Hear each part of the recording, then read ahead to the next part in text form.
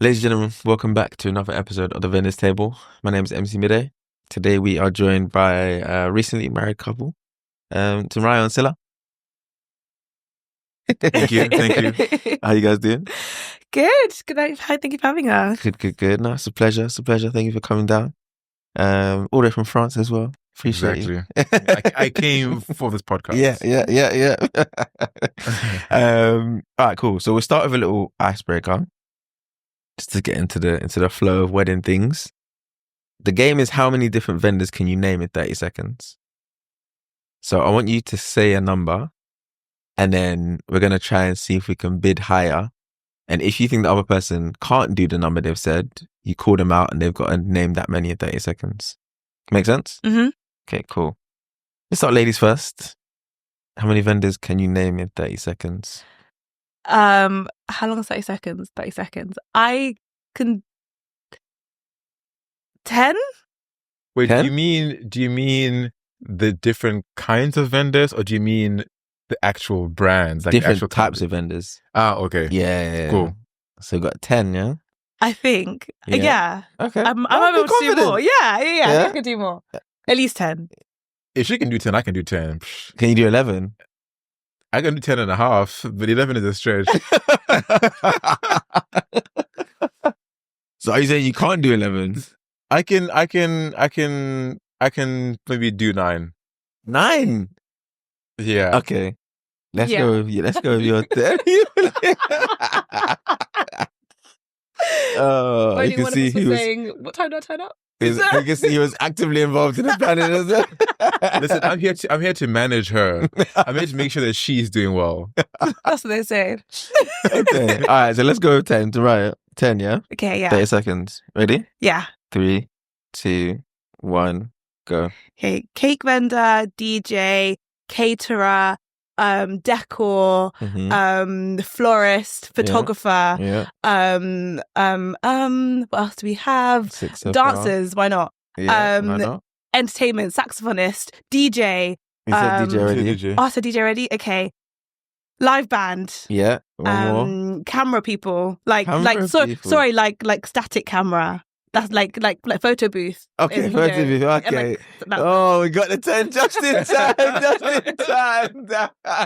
He said static camera thinking, huh? No, I think like the Ring camera one. Okay, fine. I was being really specific. Okay. But yeah, photo booth. Okay. Nearly caught you. Yeah, the 10. Okay. But wait, are there any other vendors that you can name? Like What that she didn't name? Having. I mean, for me, I was like catering, cake, decor, DJ, which is also music. Yeah. What else? What else do you need? Well, let me see if I can. We have If you're in Lagos, you we have missed out food. Giant Gorilla. Yeah. The ultimate entertainment. What We can have you do? food. You've got We have a place to sit.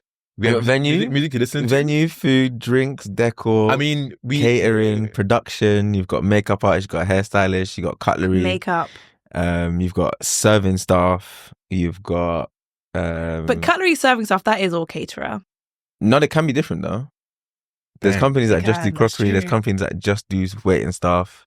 That's crazy. Companies that just do bar service. I just do crockery. I'll come and provide spoons for your wedding, and that's all. I mean, you guys know how much you pay for it, so yeah. Plastic spoons, bro. Plastic spoons. I'm It kidding. can be massive. Plastic spoons at a wedding. Criminal. I can see why he wasn't involved in the decision. This guy. Hey man, if you put me on that planning, I would cut the budget down by half. That's what I'm saying. Financial would we have? management. Yeah. You'd have a wedding. No, we'd be married. You'd have a wedding. You'd be be married. married. You'd be married, yeah. Having a wedding's not the same thing. Yeah. We'll eat, we'll dance. Don't ask me how. We'll eat and we'll dance. Or your know cousin in the that. back on the cajon or something. I was like, My dad plays the guitar, a cappella style. You know that kumbaya vibe. Yeah. Get my dad to play that. Yeah, dude. All right, so guys, if you want to cut your budget in half, find Sila. That is done. That's the cheat code. Yeah.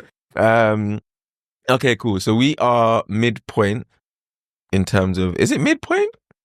It's like, you've done 2, there's 1 left. We're like mid between the two. Yeah. So you had the Triad. Mhm. The white is loading. The white is in Kenya. Mhm. We'll get onto that. So how was the Triad? How was the Triad? Let's start there. I think I could go first. It was my first trad, and okay, I'm Kenyan, and we have a very different way of doing a trad. So for us, a trad is not really a big ceremony. Now it's becoming a lot bigger, but even when my sister was getting married, when my brother was getting married as well, they didn't do such big trads. Trads usually have if you have 100 people at your trad, like it's a good size for a trad. For me, it was kind of a culture shock to see just how big a trad is to Nigerians, and just how many vendors. For me, it's actually a wedding. It's not a celebration. It's a wedding. It's a full on wedding with a DJ and caterers and, like you're saying, crockery, caterer, and all that stuff. And for me, a trad usually in Kenya is just like, you get a cake and get someone to get a cake done. You have your outfits. The venue can usually be someone's backyard. If you've got a huge backyard, you can do it there. Invite 100 people, and that's basically it. If you're doing 100 people, it's quite good. But the trad is meant to be for my family, my extended family, her family, her extended family, and that's it. We don't really invite friends like that. Basically, there's an introduction to the family to properly meet. It's not really the introduction, but it's a step after the introduction, and it's a trad. Yes, it's a trad, but it's just not that big. Yeah. I feel like for Nigerians, some Nigerians actually view that as the wedding more than like the white wedding. Tunrayo told me that there was a trad where there was 800 people. Yeah. I said, where are they all going to? It's a trad. Why do you have 800 people at your trad? How big is your family? Did you? Well, it's all friends as well. Did you invite the whole village? Yeah, probably. Yeah, at that point. But you think obviously, so now you obviously being at your own one, the steps that you go through and the stuff that you're doing on the day, is effectively, you're coming to collect our wife from our house and take her back and all that sort of stuff. So all those parts were into it. So that's why for some Nigerians, that to them is more. Because I always ask people at what point do you feel like you're actually married? And for some Nigerians, it's on that day, once they've done that ceremony, they feel like they're married. Everything else is just like formality and decoration. Yeah. But then what do they feel about the white wedding? Do they feel like they're married after the white wedding? Was it mostly the? It's a mix. I guess it's different from person to person, and I guess it maybe depends on experience, culture. Yeah. Most people that were born here, probably it's more going to be the white wedding. People that were born in Nigeria, probably it's going to be the trad. Maybe some of the white. Maybe religion plays a part in it as well.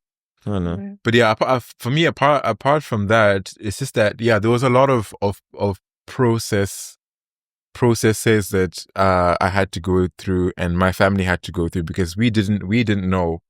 We're Kenyans and we don't hear that much about Nigerian traditional weddings. But the stuff that we do hear is that 800 people at the wedding. You have.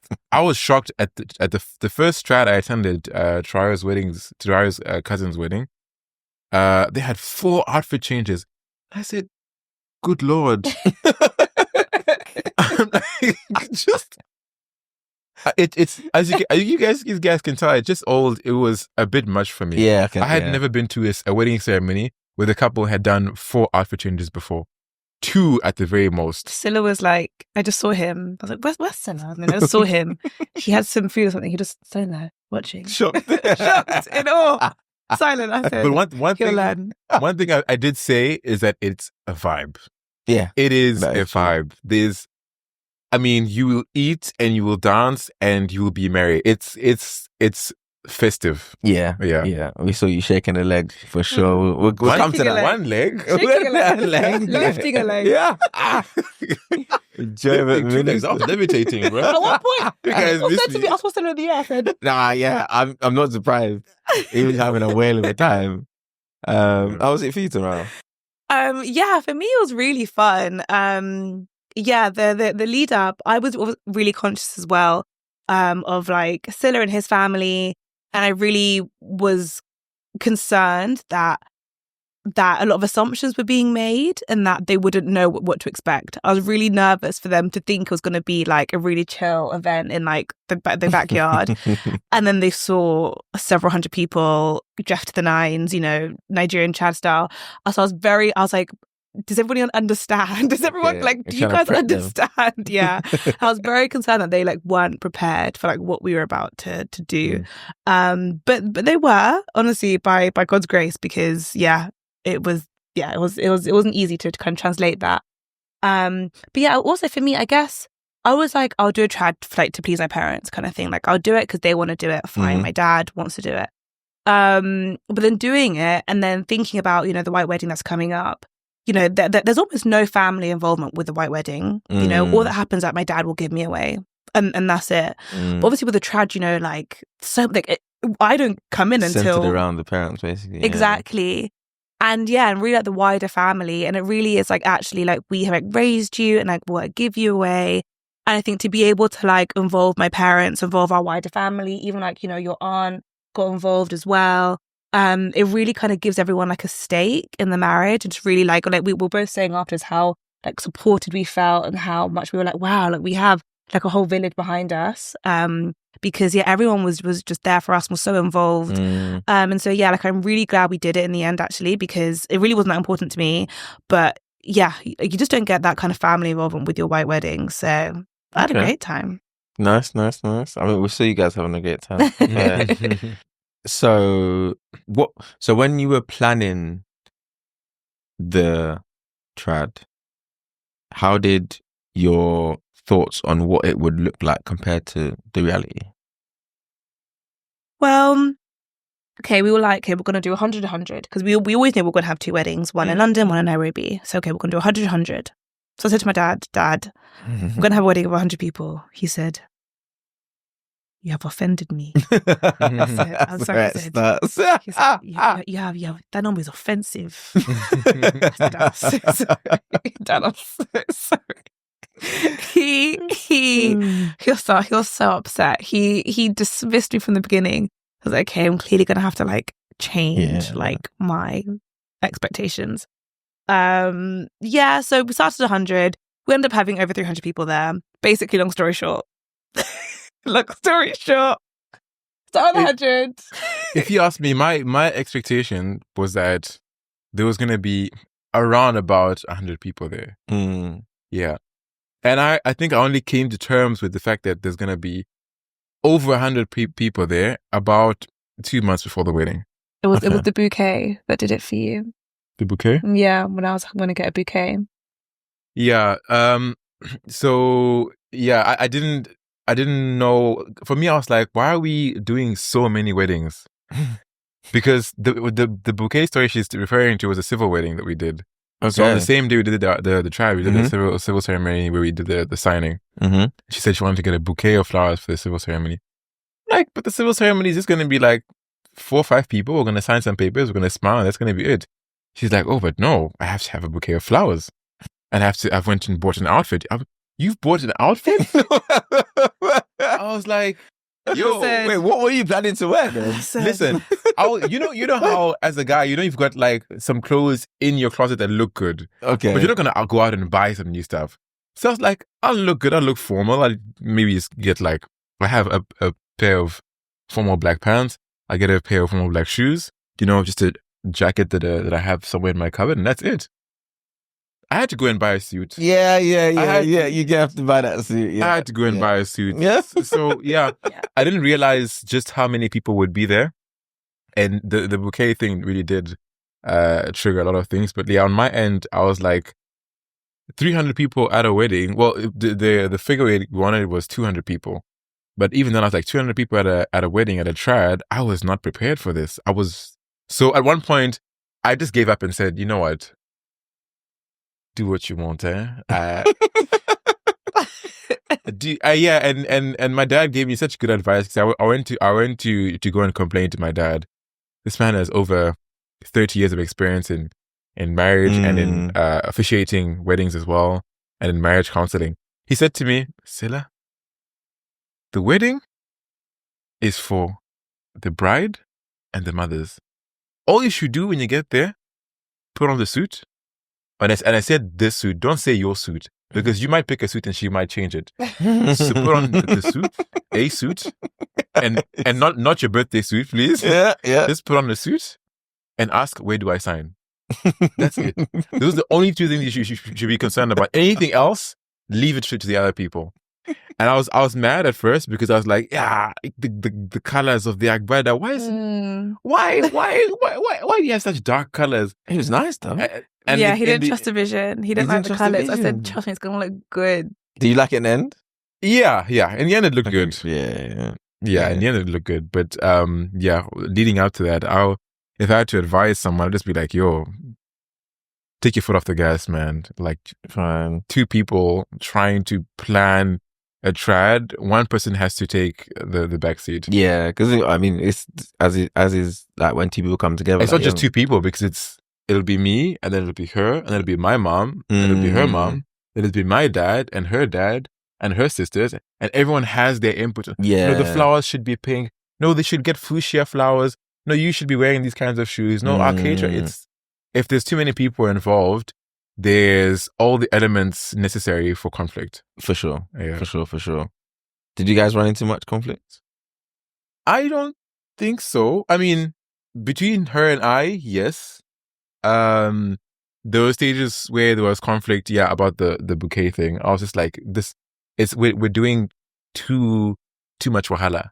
But of course, I didn't understand how important a trad is. Okay. So that was one of the bits of conflict that we had. But honestly, thank God that my beautiful wife knows how to handle conflict and knows how to communicate about things. Yeah. And we're generally we've been blessed in the way we can talk about things. So there was conflict with us, but we went through it well. Nice. Yeah. Nice.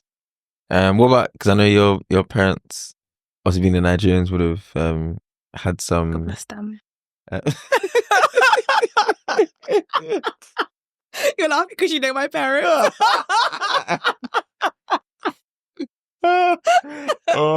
Actually, Uncle, I didn't say anything. So was there any clashes? I know that they probably would have had their ideas of how they would have wanted things. I don't know whether those would have been aligned with what you would have wanted. But it's like, this isn't even my story, so I won't name any names, but you'll know. One girl, I was talking to her about it, and I was like, "Yo, this isn't your parents. Like, you have to really manage your parents." She said, "Oh, I was playing mind games with mine." I said, "You were doing what?" She was like, "Oh yeah, we were like calling." She was like calling the venue, telling them to lie to her mother, but her mother will call the venue, and then they'd be like, "Well, no, we have to lie." It was getting deeply manipulative. I was like, "Okay, no, that wasn't my story." You're playing checkers, but you guys are playing chess. That's crazy. It was getting like mind games with each other. Is that the way forward? I said, that's not my testimony. Frankly, that's not my testimony. That can't be. That's not how to start this marriage. I think it was just a lot of me saying no. And then it was great. My mum was, first of all, so we did one outfit change. So we had our ashwalk and then we had our ashwebi changed into, and that was initially a big problem. You're only going to change once. What are they going to say? Who's they? No, show me who they are and where are the bills that they're paying. Where are they? That's the question. No. What are they paying? Yeah, what are they going to say? So what are they going to say? They're just as nice. That was a big issue. Yeah, obviously I had to say no to how many guests. Because, even this 300 was with me saying no. Yeah. So it was a lot of that. But, I also was like, I was like, this is actually a good thing that's happening. Like, this is actually a nice thing that we're planning. And if people want to come, there's actually a blessing that they want to come, that they'll come out of the house on a Saturday in January, and they'll come and celebrate me. That's it's effort. So I kind of also was just like, look, if you guys want to do it, and if you guys want to foot the bill for it, then it's kind of okay.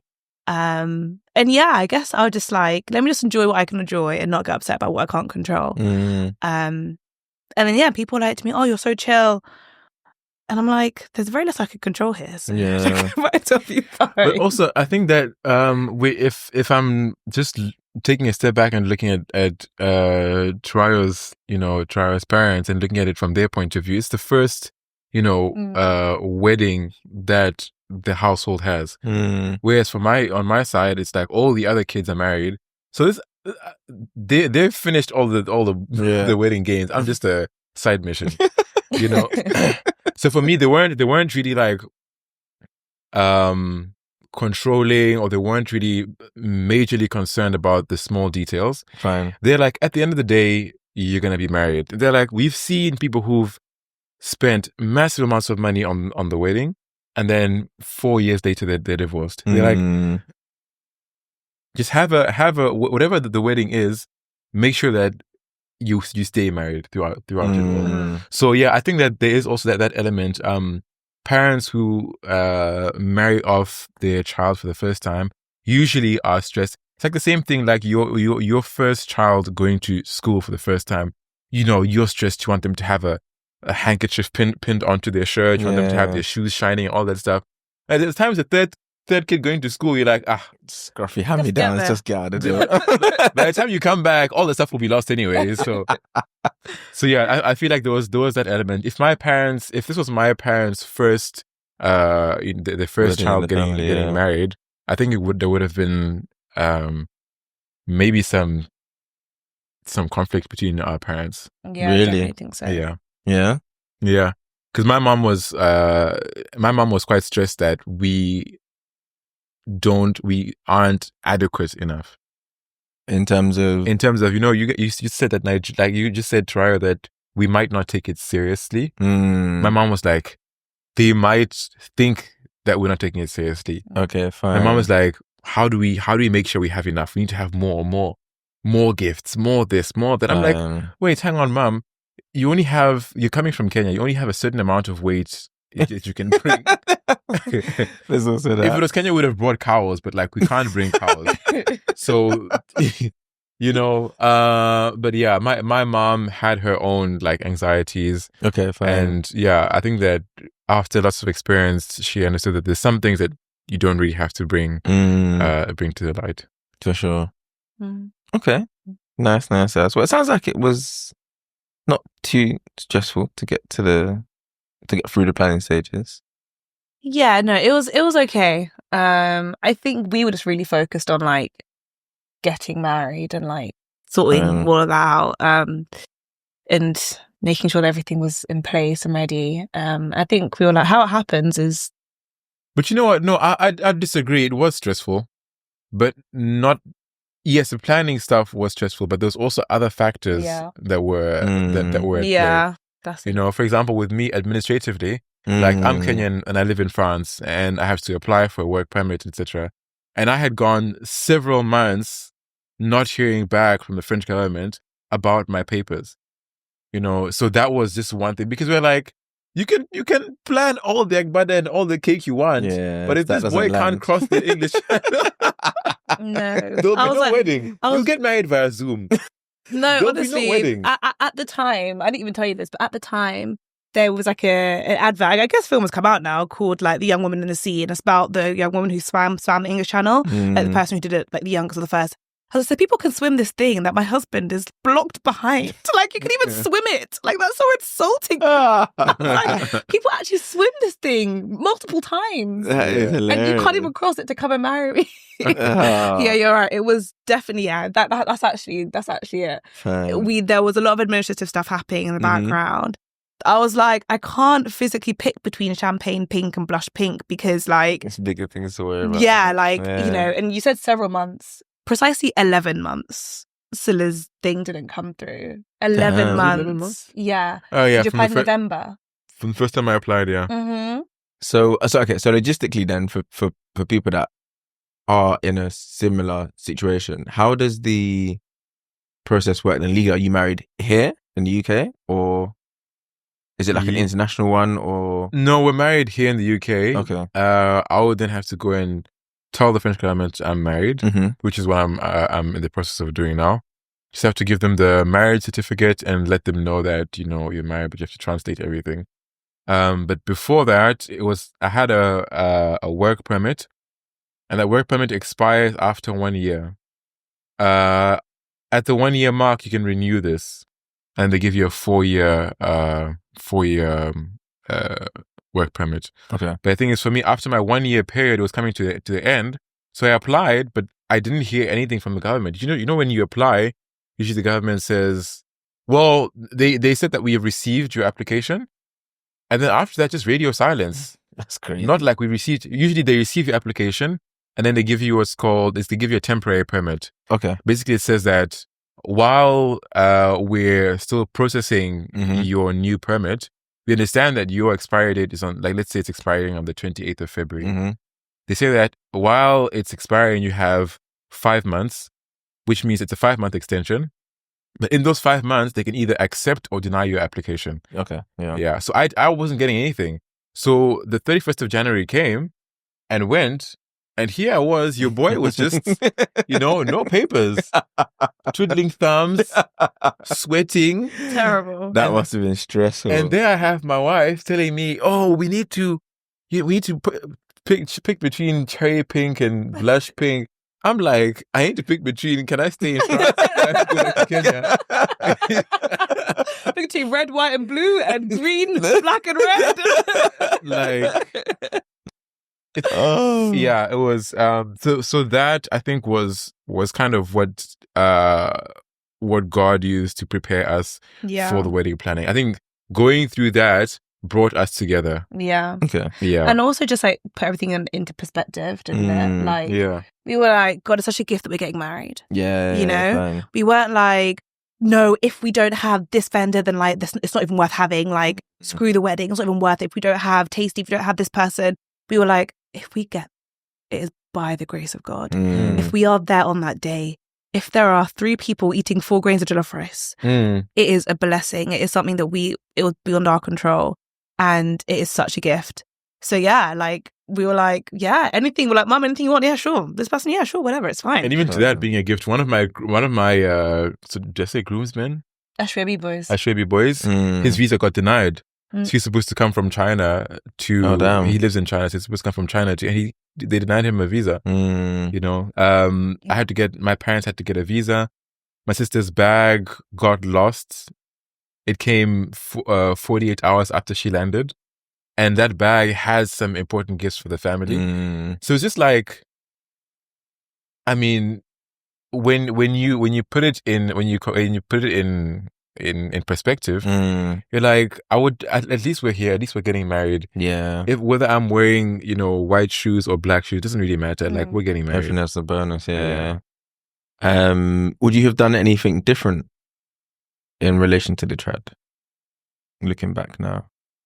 For me, it was my second trad in my entire life. So I can't really compare that much. Fine.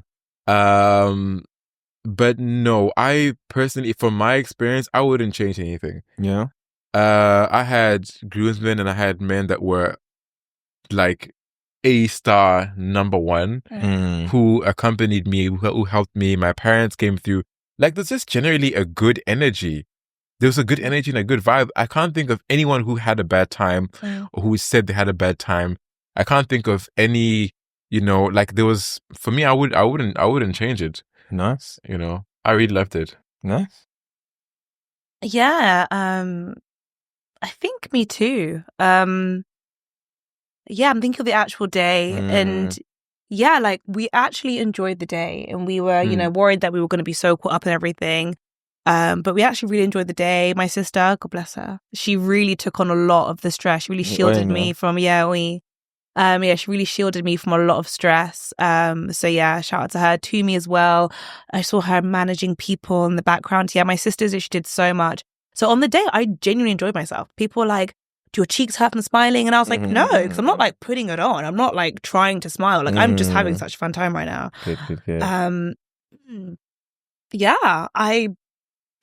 was great. I loved our venue as well. We got married in a hotel, so I loved that we could do our civil in the same place as well. So just like logistically, it was easier. I loved that we could stay the night. A lot of our guests stayed the night as well. Then the next morning, we kind of had breakfast with everyone, or people who stayed over. Got to see everyone. I really love that. I love getting married in January. Great time. Vendors, they're like, okay, whatever. Our caterer went down 50%. Dang. 50%. That's a cheat code. Jan wedding. When People they're not said, busy. How do I say money in my wedding? It's the time. Get married in January. Yeah. The time. And it didn't even rain that day. It didn't rain that No, day. it didn't. No, No, it didn't. and It was also really like, cold, but it didn't rain. and with the trad, everything happens inside. What happens outside in Yeah, a trad? true, Like true. everything's always in the hall. True. So I didn't even notice the weather really. Like it wasn't even a Yeah. part because it was in the hotel. I got Mm. dressed upstairs, came downstairs. Mhm. But yeah, that getting married in January, vendors were so flexible. We had zero decor 6 weeks before. We didn't have a vendor. We had nobody. Damn. 6 weeks before, we're calling people, hey, you free in 6 weeks? You But free in Jan, in they a half and a might half? be. And they were. Jan, People they were might be. free and also willing to Yeah. work things out. Yeah. I literally said to our decor pastor, I said, this is my budget. What can you do? And she said, okay, don't worry. She Fine. didn't even cost the individual item because she said, if I cost it, you'll... Mm. Don't worry about it, Just sweetheart. take. Yeah, just take.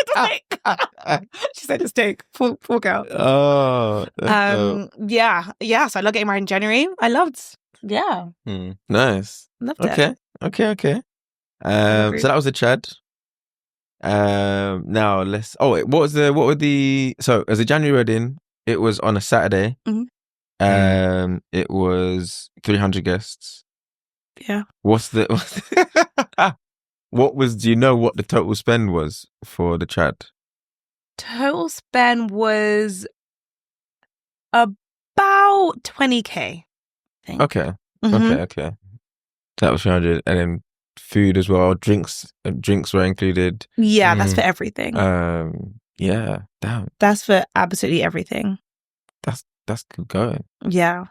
I think, what's really safe is having a January wedding. Yeah. Yeah, because I'm just thinking now, there was more than enough food.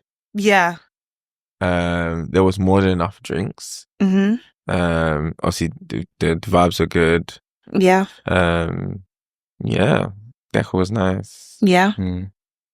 Yeah. That's for everything. Fair. I mean, yeah, we're being like quoted that like about like more than half of that for food alone at the beginning. So yeah.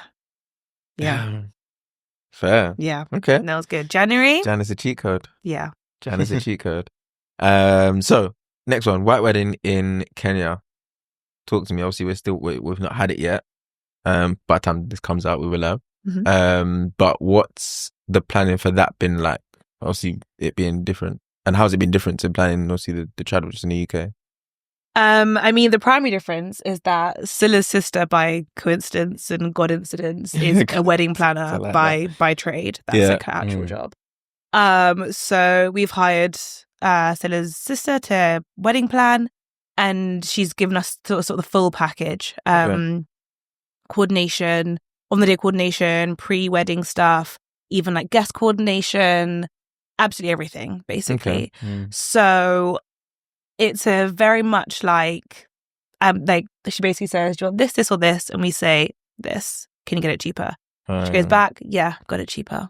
And that's it.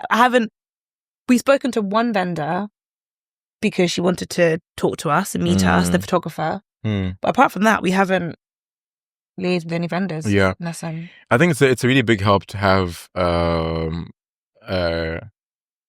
sister there as a wedding planner, but also like you have to think about it. We're planning this entire wedding out of the country. Tunrayo has never been to a wedding in Kenya.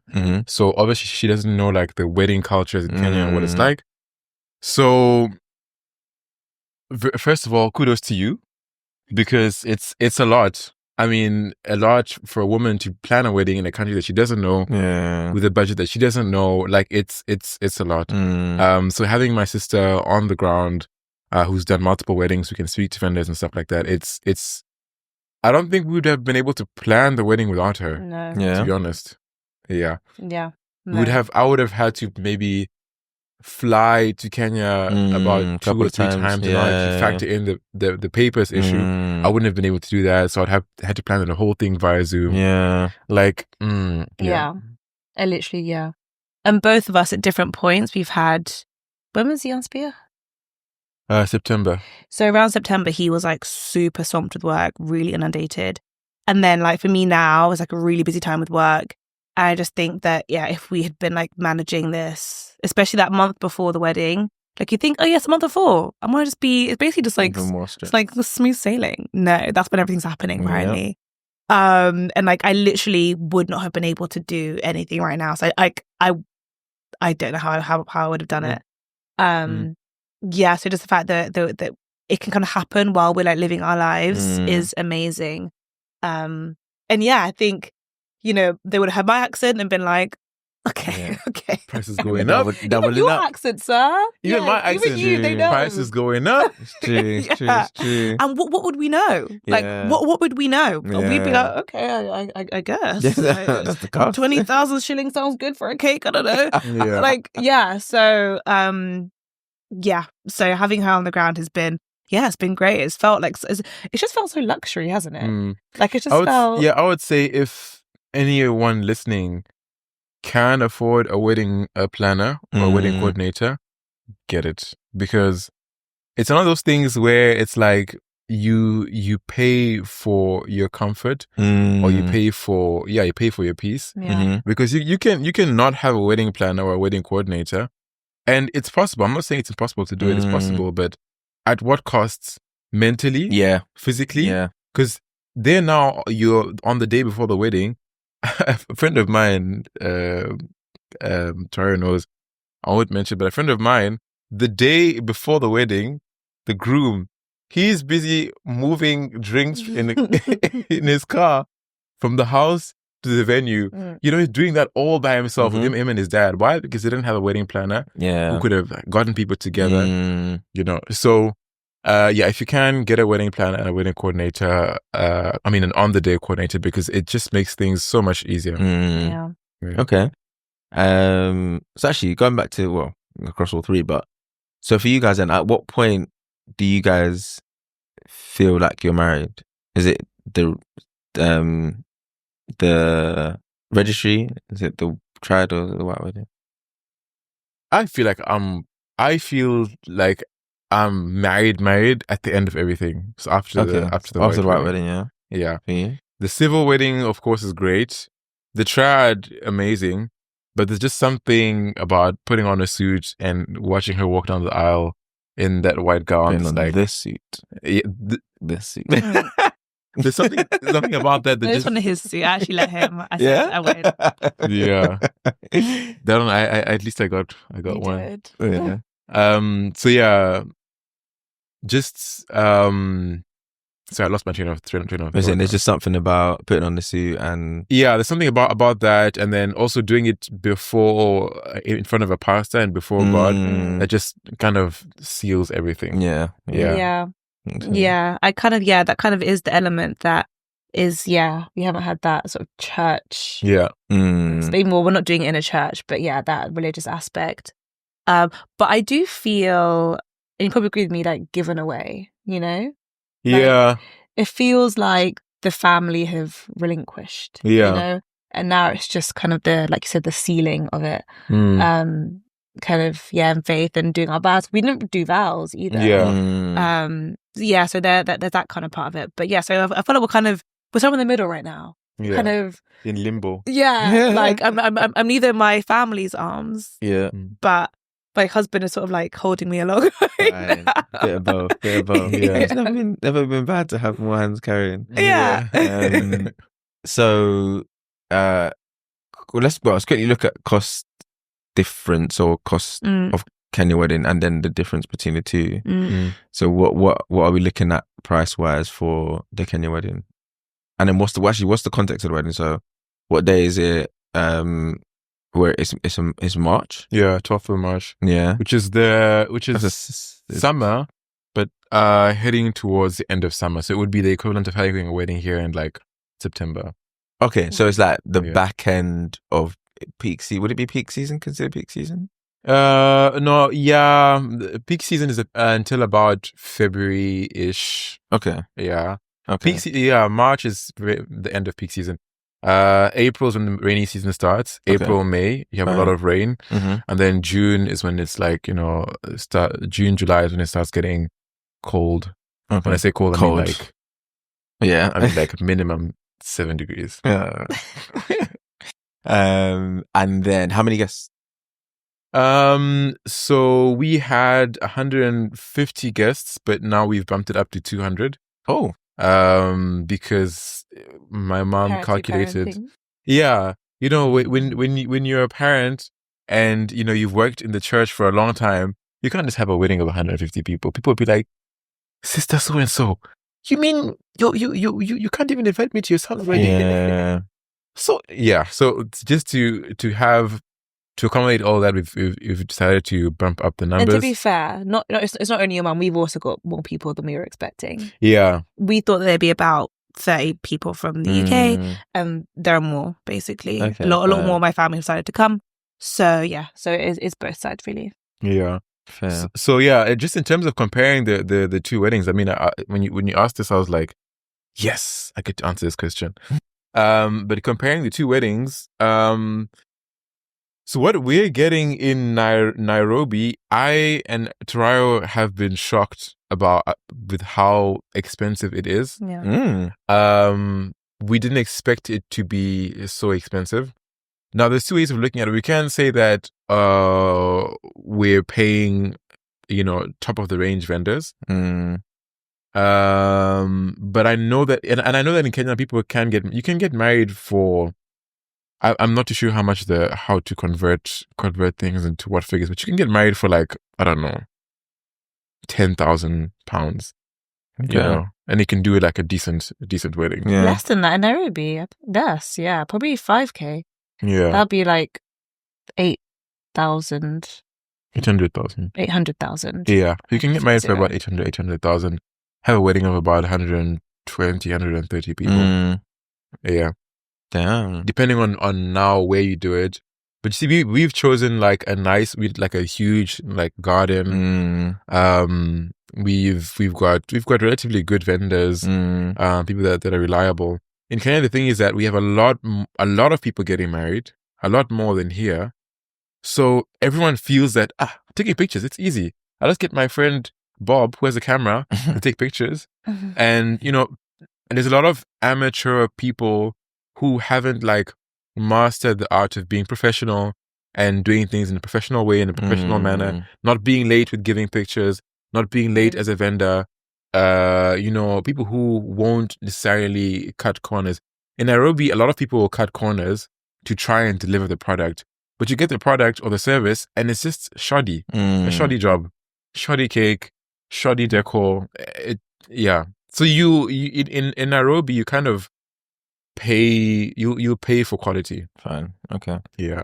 It's not like here in London where you have like a base range. Yeah. Let's say if we're talking about like a DJ, for example, let's say you'd be paying, how much would you pay for a DJ? Like 1,000, 2,000. How much did you pay for a DJ? 2,000. I don't- DJs here. You racking up their prices. You can tell who was handling the. Yeah. I think Not me. DJs maybe the 800 to 1,000, probably there or thereabouts. Yeah, so you can get a DJ here for 800 to 1,000, and you know that there's some things that like you at least expect them to arrive on time to be able to read the room, and you know that they've been doing this for a while. In Kenya, they'll be like, "Oh yeah, I can DJ a wedding," and they'll be very confident, and they'll be like, "Yeah, I'll do it for. He's doing it for 800. I'll do it for half the price, 400. Yeah, I'll do it for." Then you're like, "Wow, okay, half the price, save some money." Next thing, you hear the guy first of all pulls up late. Next thing, the guy, you just hear horses every time he's trying to transition. You hear, yeah, it's Half the price, half the quality. So yeah, you in Nairobi, I feel like that's it. There's not that many people who can give you can give you good quality. Yeah. Okay. So where are we at number wise for the Kenya wedding? I'm looking at Ryan because You can tell we have a wedding planner, so we're kind of just a bit like, no, I can tell you where we are, but I don't know how much it costs in terms of pounds. You'd have to. What's the Where- we'll where- do where- the conversion? Are we still around the 16? Yeah, in 160? shillings it's about 1.6 million shillings. Yeah. 1.6 million. You That said, should be about 10k. Yeah. 9,800. Yeah. So we're at about 1.6 million. We started off at 1.6, Then we went up to 1.9 because we saw Yeah. that things weren't really Really wanted to working the way we wanted to work. But I'm like, just as we talk about it now, I'm like, in terms of London prices for what we're getting, like, Yeah. Yeah. What if you were to, obviously based on the limited searches and quotes that you got, what would you be looking at for the same kind of thing if you were doing it in London? I can hardly even. So basically, one of our main costs, because as I said, we're getting married in a garden. One of our main costs is like decor and tentage specifically. Yeah. And I looked at some very, very small marquees, and the prices were very, very big. Like I Really? can't even. Like we're getting a huge A-frame, lined, scalloped, Yeah. tent marquee. I literally don't know how much that would cost. Like I can't even. I don't know. That alone would be 10K. I'm just thinking that might even that's 10K finished, chopped. Like, that's your 10K. Yeah. It's a tent. Damn. Like, yeah, the tentage is so expensive. Yeah. even our catering, I think even our catering is much cheaper than it would be in London. Yeah. I don't know how much you're paying in pounds per plate, but isn't it about 35 pounds per plate? Ours Yeah. in Obi. Yeah, No, it's like 12. 12 pounds per plate. Yeah. Yeah. Yeah, per head. £12, yeah. Yeah. It's like Damn. that. Yeah. Damn. It's a big difference. Yeah. It's been weird things that have been more expensive that I've been really shocked at. Like, I mean, I've been going on about the cake. Our cake is really expensive. And I'm like, why is our cake so expensive? Like, it's cake. Our photographer is pretty expensive as well. It's really not where I thought it would be. I thought like, okay, I was expect the food to be quite expensive. Expect the venue maybe to be quite expensive. The venue is super cheap. Yeah. Venue, I was like, that's fine. But yeah, like randomly cake is expensive. But we say expensive, but obviously like Relative. yeah, you can't have, or you'd struggle to have any sort of 10K wedding. Yeah. No, 200 people wedding for 10K. For sure. So to put it in perspective for maybe some of the people listening, you can get like a dream wedding in Kenya, and I'm talking when I say you have the A-frame tent, with a chandelier and the dance floor and like some really luxurious looking weddings. You can get that for about 4 million Kenya shillings, which would be yeah, I know somebody who did a wedding for about 4 million. 23? Yeah. 23. No, wait. 4 million is 24K. Yeah. So you can and 24,000 Yeah. would get you dreamy wedding. Get a dreamy wedding. I mean, think these golden chairs people to sit down and eat on. Think lots of flowers. Think a chandelier with flowers coming down. Yeah. You can just say yes to everything. Yeah. Basically. Damn. Yeah, you can look at the top of the range stuff. At least here you can look at the top of the range stuff. So yeah, all in all, it is cheaper. Like if somebody here has money to spend, like if you have 25K to spend and you're getting married to a Kenyan, obviously, and you don't want to spend that much money, you can go and get married in Nairobi. Fine. So cheat codes, January, Nairobi. Yeah. And find yourself a good Kenyan. Yeah.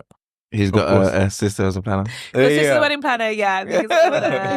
Basically follow Jesus, guys. Yeah, I mean, Jesus is the cheat code. That's always the way. That's always the way. Lastly then, what's one bit of advice that you would give to people that are currently planning their wedding?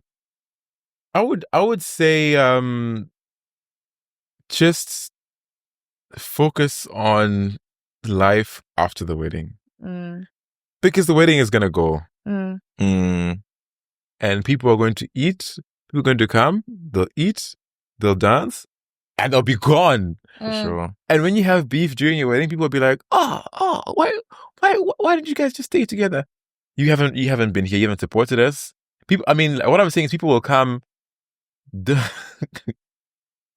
eat the food at the wedding, they won't give a single cent, and like, it's fine, you can come and eat and not pay. Like, I'm not asking you to pay at my wedding. Like, that's not what I'm asking for. What I'm saying is that the wedding is a celebration just like a birthday party, it's a celebration on one day. If you want it, it can be 2 days where people will come and they'll eat and there'll be celebration. But there is life after the wedding. There is life after the wedding, and it's a lot of life to live, and you have a partner. So I'd say rather in the wedding planning, in the wedding process, invest your time and your energy in maintaining these relationships that will last and that will be helpful during the entire marriage. Like, I'm not gonna go beef Trio's mom before the wedding because X or Y reason. Because I need to be wise enough to remember that after the ceremony, there's still life to be lived. Yeah. So the advice I would give is that it's just one day. It is just one day, and there is life after the ceremony. Nice. Yeah. Okay, I've got like a few, but I'll be brief. So one is an anti-advice. Okay. People are like, just enjoy it. No. Enjoy what? Don't Like, enjoy it. what do you mean? Like, you don't have to enjoy it, and that's fine. Okay. You don't have to enjoy spending the most money you've ever spent in your life. Like, Okay. seeing your whole year salary just go like that. You don't have to enjoy that. That's actually fine. Okay. You don't have to enjoy, the hardest project management thing you've ever done that, like, you're not getting paid for. You don't have to enjoy having to haggle for like 50p, and you're like, am I that broke? I'm literally haggling for £1, and they're not coming down. Who is more mad here?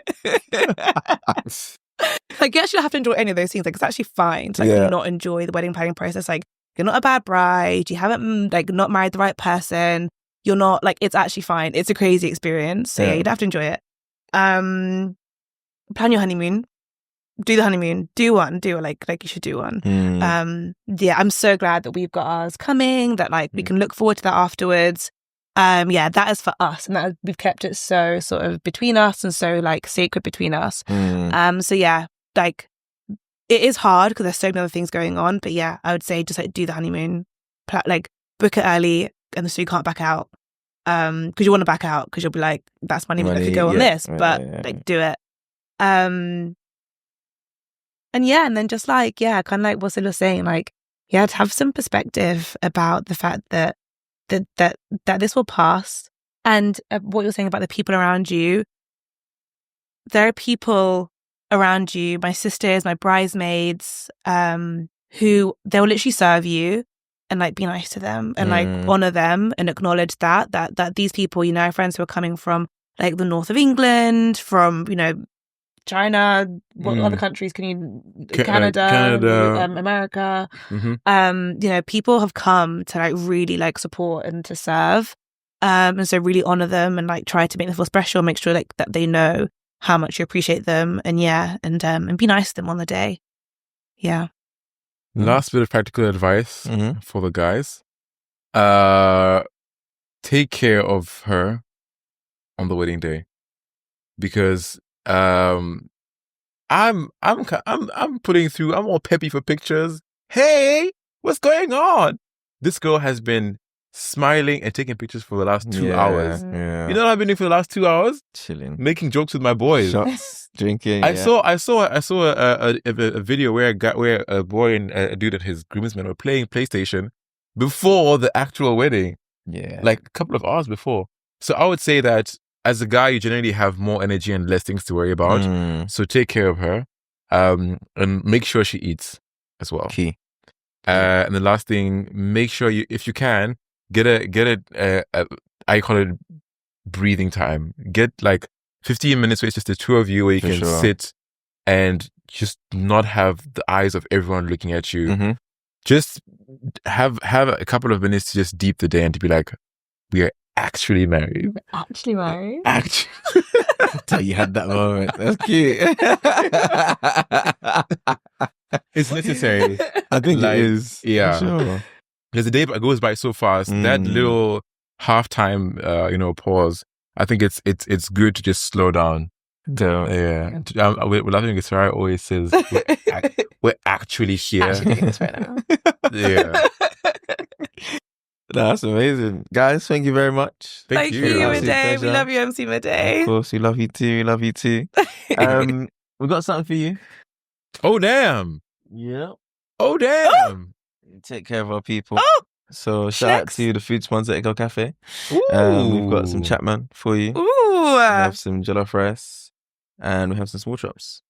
You know, I was looking at that thing in the corner. I was like, "Hey, but this guy's gonna eat nice tonight." No, we're all eating nice tonight. Miday's dinner. We're all eating nice tonight. We're eating nice tonight. So yeah, you guys ain't Nice. nothing to worry about. Fabulous. But yes, that is the end of another episode. There's a lot of gems in there, so I hope you enjoyed it. So yeah, catch us on YouTube, Apple Podcasts, and Spotify. And we'll see you for the next one.